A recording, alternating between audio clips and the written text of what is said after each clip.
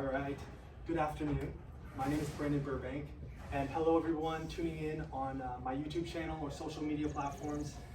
Today's Monday, May 12th, and I'm so happy to be able to have this opportunity to talk with you about an important subject, mental health. Now, I know that this topic is very stigmatized in our community, and a lot of people struggle with mental health challenges, and that's the reason why I have started to commit my life to being able to be an advocate for other people who struggle with mental health challenges. And so in today's presentation, my goal is to help give you more tangible experiences from my own life story that will help you understand more about what I've been through and how I've been able to achieve so much success despite having challenges with my mental health. And so I hope that this will give you more insight and direction on how to help yourself if you're struggling with your mental health, if you are seeking ways to change your life and to be happy and sustainable. And for me personally, my road to success and stability has been nothing but an ongoing process, nothing but an ongoing journey that has caused a lot of challenges, a lot of pain, a lot of uncertainty, and a lot of just difficulties in how I've had to constantly regroup, constantly reshape myself, constantly change my position about who I am as a person, why I care about the cause that I'm trying to help people in, and how we can eventually make a difference in the lives of other people. So in today's presentation, I'm going to talk about 5 components that will help give you more insight and direction around what I've actually been through around the topic of mental health, and how God, especially as well, has helped me to sustain myself and getting me through the dark times of my life. And now I'm trying to give you hope. I'm trying to give you inspiration. I'm trying to give you a chance to recognize that you're not alone. That when you go through challenges with mental health and you feel so like you're in such a dark place, or you feel like you're so lost and confused and don't know how to find direction, that there is still hope. That there is still an opportunity to change your life. So the way I like to put it is, every single day is an opportunity.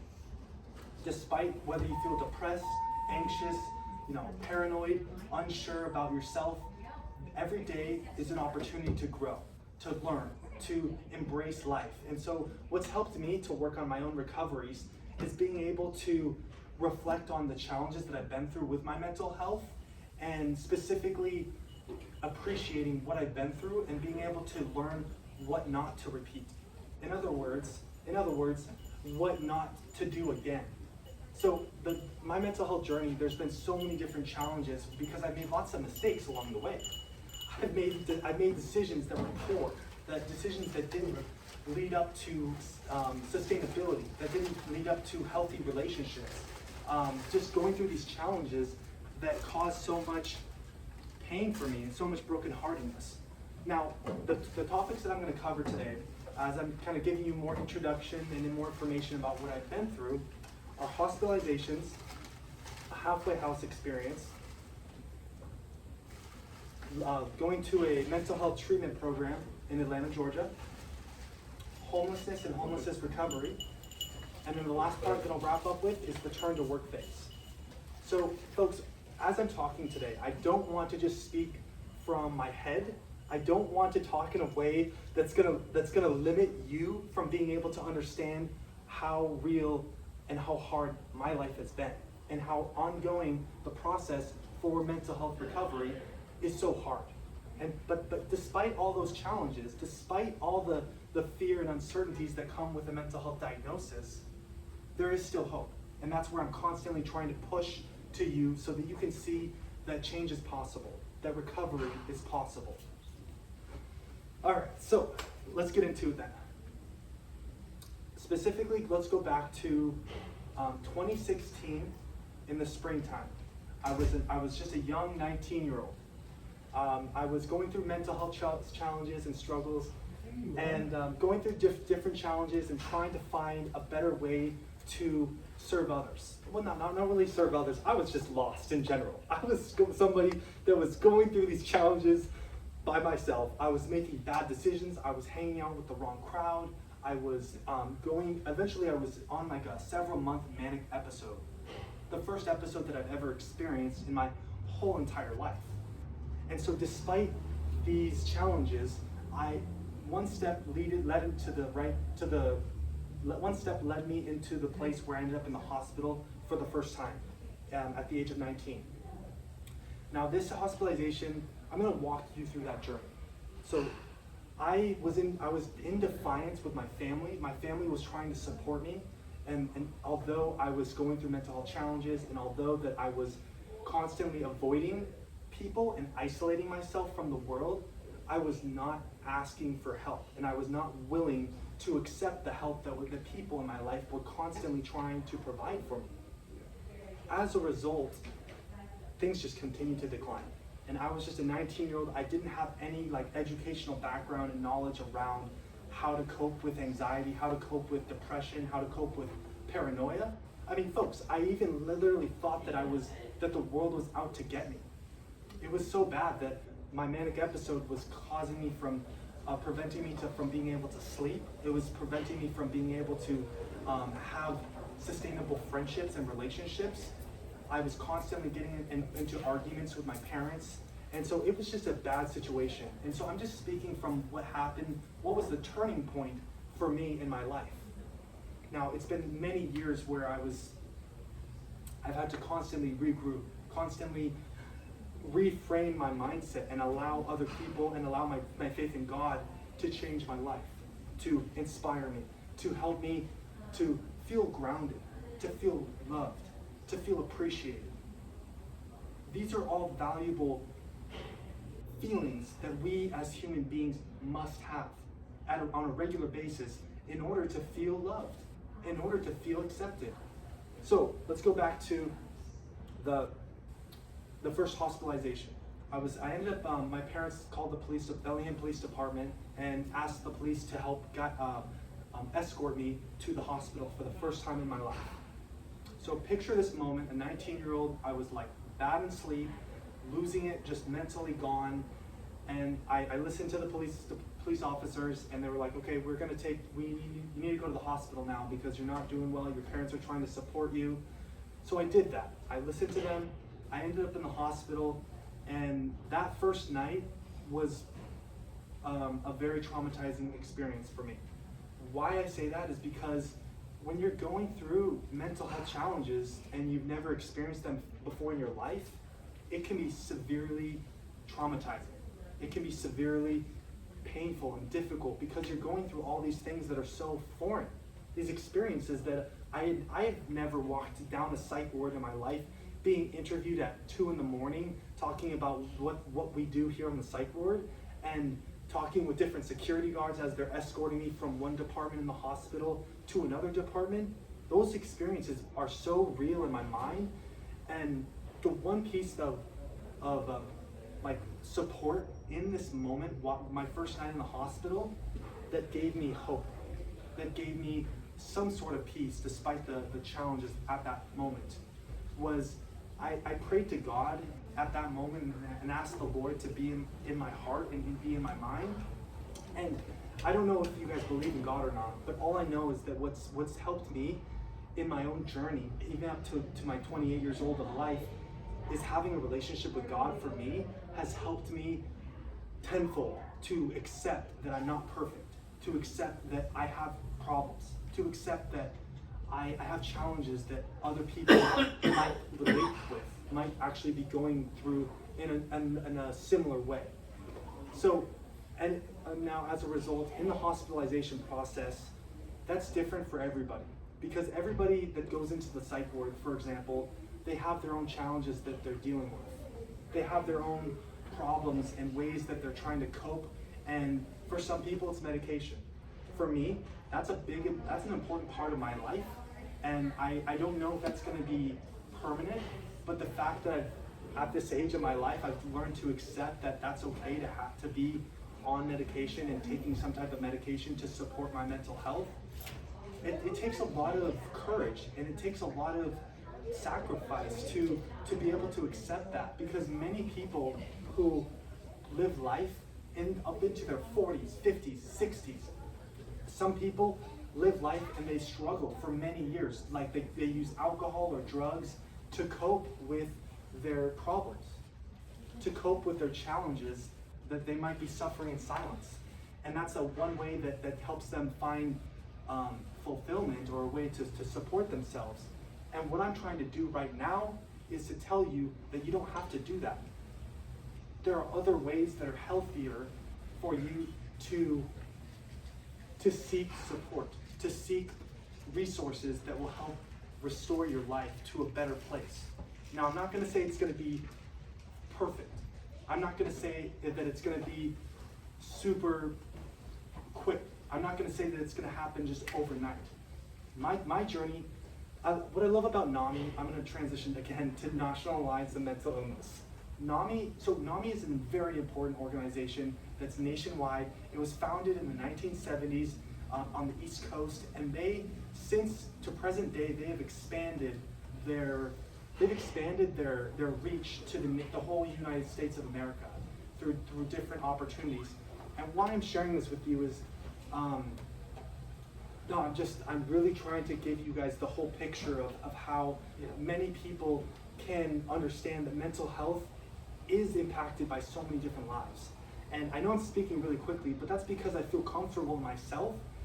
I just feel like my gifts from God has been able to be a speaker, and being able to be transparent and be honest and genuine, and also trying to work on being more humble and down to earth so that I can connect with people one-on-one. Because here's the thing, it's great to be well, to be happy, to be sustainable, but it's another thing to be willing to get into the shoes of other people who are actually struggling with their mental health, and who need direction, who need hope, who need inspiration. So back to the hospitalization process and what that's looked like. To be honest with you guys, I have been through so many different hospitalizations since the age of 19. I would say probably, if we were to count, the reason why I'm sharing this with you is because I've been through those experiences multiple times, and those processes were very different in different ways. And despite having these experiences, I've learned to embrace them. I've learned to accept that these challenges are only a part of me. And the beautiful thing about the hospitalizations, about what I've been through with my mental health journey, is that these hospitalizations, they started to give me a purpose. What I mean by that is the specific purpose that has helped me to find freedom in my life, find freedom in recovery, is by being able to embrace my challenges and struggles with my mental health, and turn them into a way to give back to other people. Okay, so according to the National Alliance on Mental Illness, over 50 million adult Americans are living with a mental illness. Now, I don't know how many children are impacted by mental illness, but that's a lot of people if you think about it. Our total population in this country is over 300 million, and out of that 300 million chunk, over 50 million, just adults, are living with a mental illness. I'm in that category. I have chosen to live my life in a sustainable way, trying to constantly focus on my recovery, and I'm going to be honest with you guys, it has been a hard journey. The process for recovery is never over. That's the thing, that's what I've had to learn to embrace. I've had to recognize that even as a 28-year-old, you're going to go through challenges with your mental health, and you have to be aware and open for these changes to come. And that's why, this is what I'm learning now. This is why it's so important to have the right people in your life, the right resources in your life to provide you with support. For many years, I struggled with my pride. My pride and my ego was constantly getting in my way of being able to connect with people on a deeper level, and having that sense of like entitlement, or even in a way where I was positioning myself in a higher place with other people. And this is only a recent discovery that I've started to force myself to correct. Because here's the thing, guys, I could be up on this stage and talking with you all day long about what I've been through and why I'm a success story, why I'm a great person, But the bottom line is, if I can't connect with you, if I can't make a connection with you and help you in some way, what I'm doing right now doesn't matter. What I'm doing right now is not going to help you. You're not going to walk away from this talk and be inspired or feel drawn to making a change in your life. That's what I'm trying to hold myself to a high level of accountability, to the point to where I'm consistently showing up with different people and making positive impacts that will leave people open-minded, that will leave people inspired, that will leave people filled with hope and joy and recognizing that they're not alone in this journey of life.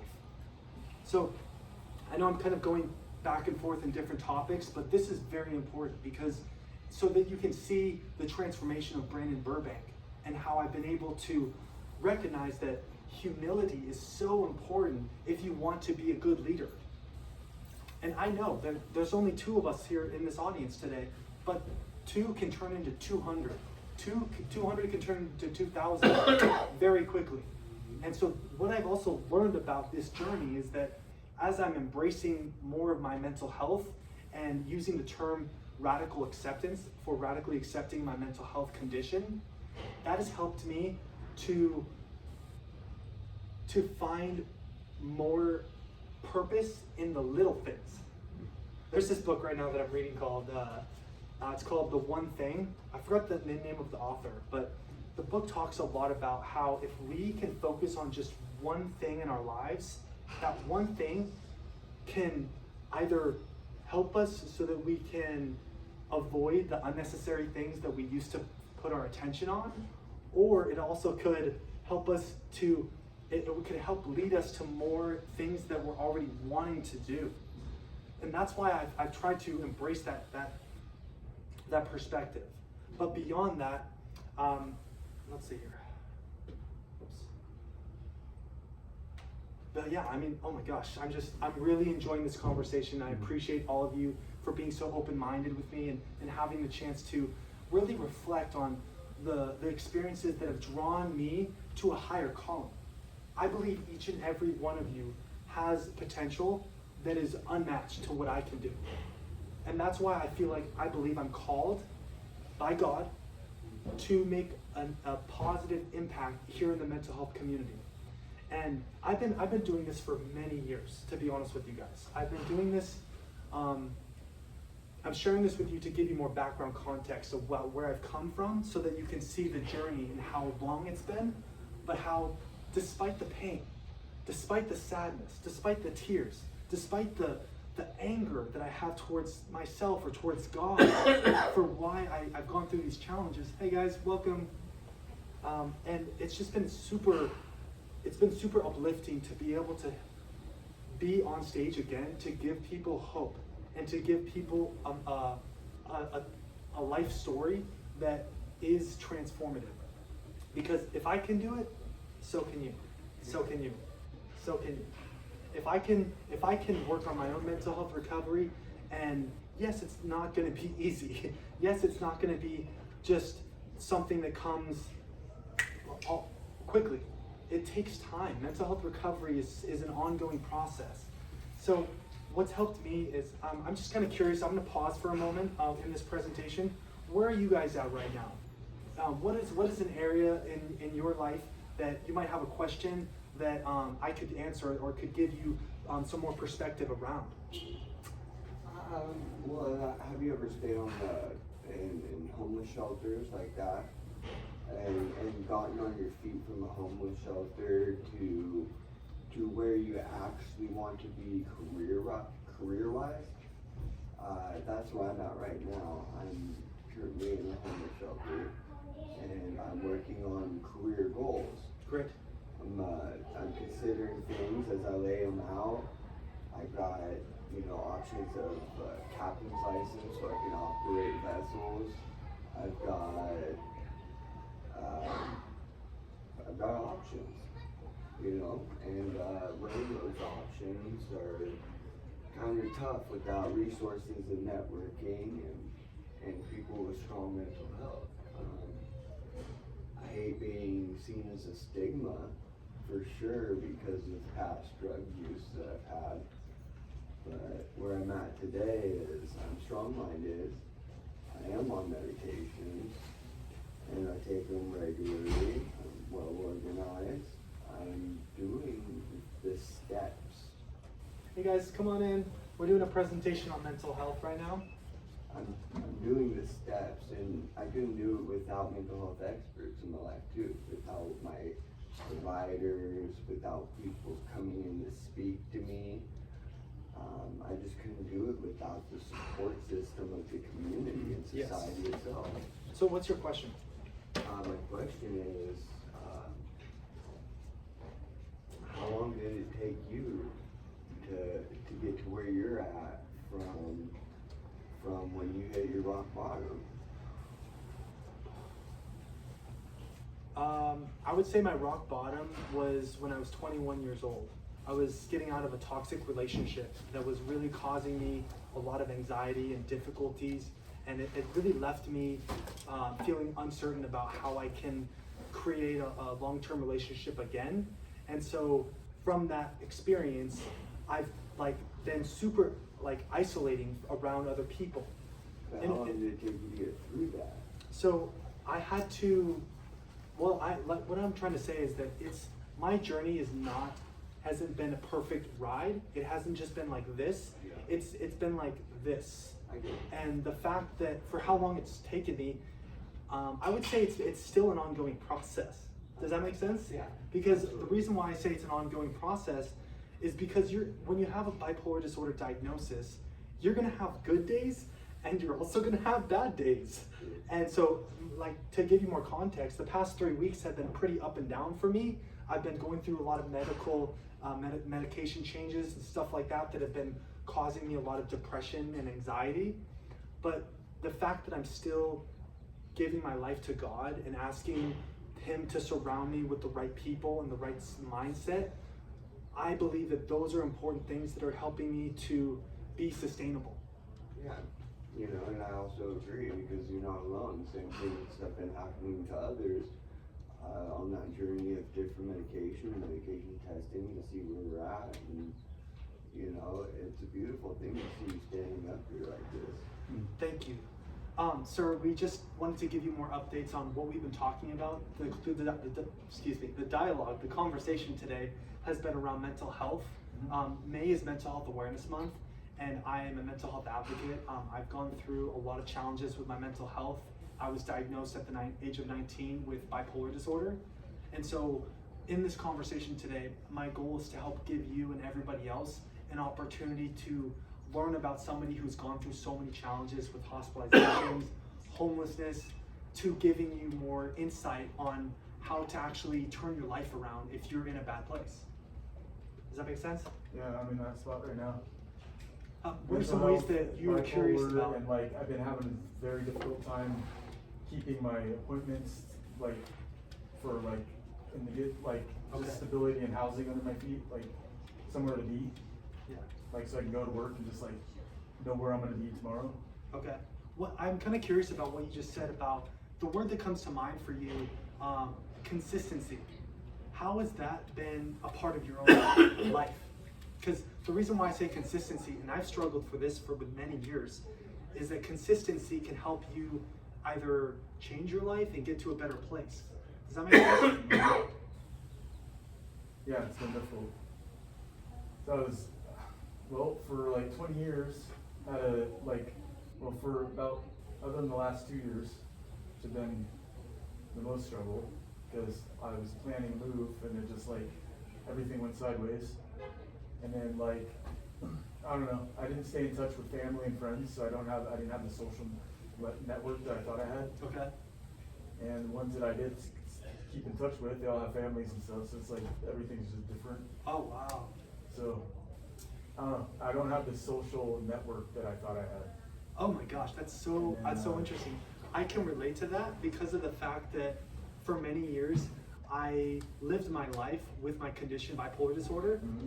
I always was trying to prove to everybody that I was the best or that I was perfect in a way, but on the inside, I struggled. Absolutely. On the inside, I was miserable. And on top of that, my network of people, my social relationships, they were close to none.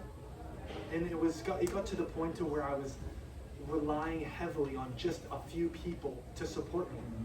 And so I can totally relate with what you just said. And then those people judge me strangely. They like want to pinpoint things, and when it's a full circle of like that gets us where we're at, and like it's difficult to deal with not having to ask for help for so long or ever. Yes. And then having to like rely on people because you have like just missing these few things. Wow. So what are some ways that you can start to change that?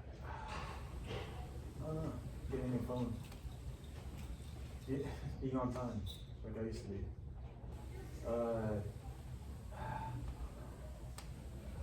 Yeah, I know these are good conversations. This is what's helping people what change. What I'm missing is like home.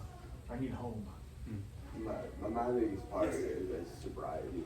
Okay. Sobriety, because I had somebody tell me if I couldn't stop doing all the drugs, at least eliminate one at a time, and that's what I've done. I've gone through the fentanyl crisis. I've gone through the meth crisis. Wow. And now it's the marijuana crisis that is something that I've got to get through. And I know my potential when I did, because I went from having nothing to being on the ground dead for 45 minutes, 9 Narcans and a Narcan IV drip, being back to life, Wow. to having a car, a driver's license, a job, functioning in society. I Yes. was going to meetings. I built a support network. I went to my appointments. I did everything that I was supposed to. But when you think that there's, just because you've gotten so far that you can't get knocked back down, you can, and it does happen over and over and over again. So there's fine tuning that's involved in it, and you just gotta self-recognize it. You gotta listen to what you say, have your own voice, learn from what you're saying to yourself. So me speaking to you, I'm learning from what I'm saying. Good. Goes with my problems, and I relate to a lot to what you're going through. I also have had friends that I have been able to be brutally honest with, and have been brutally honest with me. Yeah. So, just, you can't give up on mental health. Yeah. Otherwise you'll end up dead. I have a cousin that was a Humvee driver in Iraq. He came back, he was so traumatized because he didn't have the support that he could throw ear to ear and then jump off the bridge on the I-5. Oh my gosh. Because he didn't have support that should have been there. Wow. I can say that in my journey, the response time of that support showing up to me has gone from this to this. It has been almost instantly for support to be there. That's just advocating for yourself. I learned to advocate for myself. Yes, To that's be so important. assertive. I don't get too far when I'm aggressive or passive aggressive. It's all about the assertiveness and asking the right question to whom, and the discernment factor of who's around you. Wow. So that's what I've learned. That's awesome. Thank you for sharing. How did you learn to do that, do you think? I have friends that are really, really, really responsible. And as a kid, I wasn't very responsible in school. And all I ever wanted to do was just to learn to be as responsible as my friends. So I watched and I studied how they do things. And then I asked a couple of questions, and I was told, you know what, when you show up to meetings, like this one for instance, take notes. What am I not doing right now? I'm not taking notes. That reminds me, okay, for the next week, I'm going to discipline myself to where I take notes at every meeting I go to. So it's just the passion, the drive, the willingness and you just gotta outweigh the pros and cons on what you want in life. Mm-hmm. And I don't want to be a statistic. That's great. What are some ways that you can start to embrace your mental health so that you can find stability in your life? You ask for help. Ask for help. Yeah, that's what I've learned is that as I start to ask other people for help and be more vulnerable with others, I've noticed a significant change in how people are letting me into their lives as well. I was told to trust more. Trust in what way? And just people in general. You know, I had a fear of, oh, because you have a tie and you got decent pants and a decent suit on right now, that I wouldn't associate myself with you because I'm in a different category or I'm in a different classification. Okay. You know, being underdressed or that. That's where I think about humility. If you're able to be humble, you can connect with anybody.